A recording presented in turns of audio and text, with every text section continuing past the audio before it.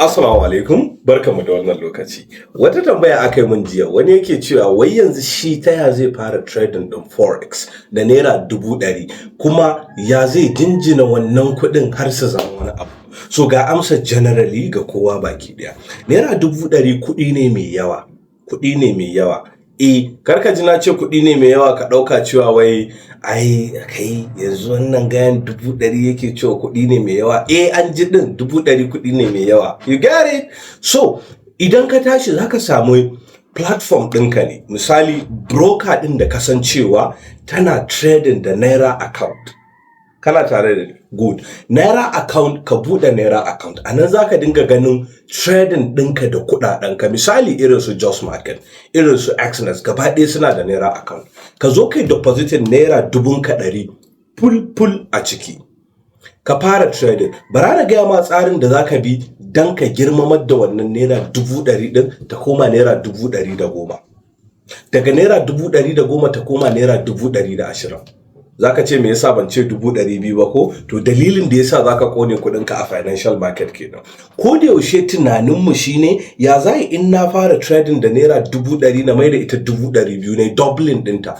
Wannan dalilin shi yake sa zaka yi asarar kuɗinka a financial market. Ka gane ai?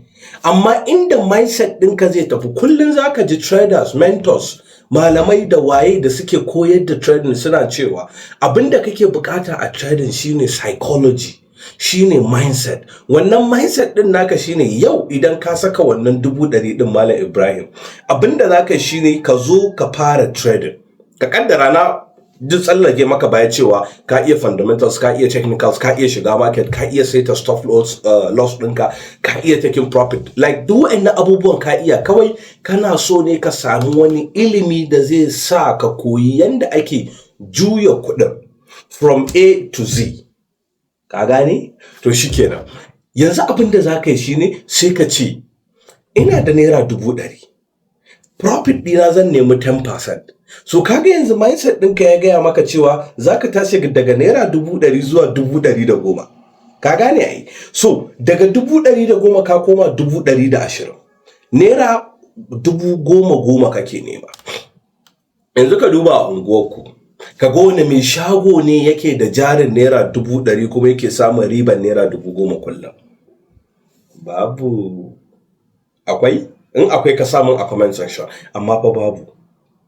So don haka kaga me za ka yi sai ka juya kuɗinka 100,000 ka ƙara 10 a kai, 110,000 ka ƙara 10 a kai, 120 ƙara 10 a kai, 130 ƙara 10 a kai, 150 sai ka tsaya. Me yasa na ce ka tsaya? Saboda ai da 10% ɗin 100,000 kake nema. To yanzu koma neman 10% ɗin 150. Kaga naira 15,000 kenan. Naira 15,000 kana neman 10%, 10%, 10%, 10%, 10%. Kana zuwa naira 190 ka cike 200,000 misali. Bai wuce trade 4 za ka yi ka kai 200,000 ba. Kana kai 200,000 nan kana neman 10%, yanzu kuɗinka ya koma nawa? 200,000. Abin a baki za ka ji da sauƙi amma ba sauƙi gare shi ba. Ka gane? Ba sauƙi gare shi ba. Dalilin da ya sa bai da sauƙi shine yanda za ka yi haƙurin bin wannan shine zai sa ba za ka ji sauƙinsa ba.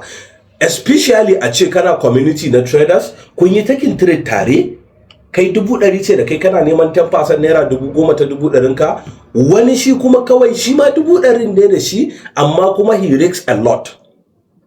Sai kaga ya samu naira 50,000 a yau, to yanzu nan fa mindset ɗinka zai canja, ka ji kana cewa kai na fa son fan dan sha wata MLT na fa na dan son dan ciwo ta yar kaza ni ma bara ne riskin din nan. Boom, kana shiga risk din nan maybe ka sa 1 lot size, ka sa ko 0.1 lot size, sai dai ka ji fayawo an neme ka an rasa.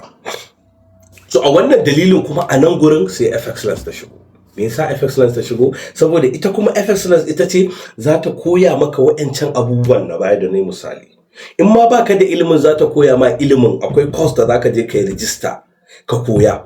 In ka gama za ta yi maka analyzing din market din, kawai mai copy and paste za ka yi, ka kwafa, ka shigar, ka enter trade ɗinka. Kai technology yayi.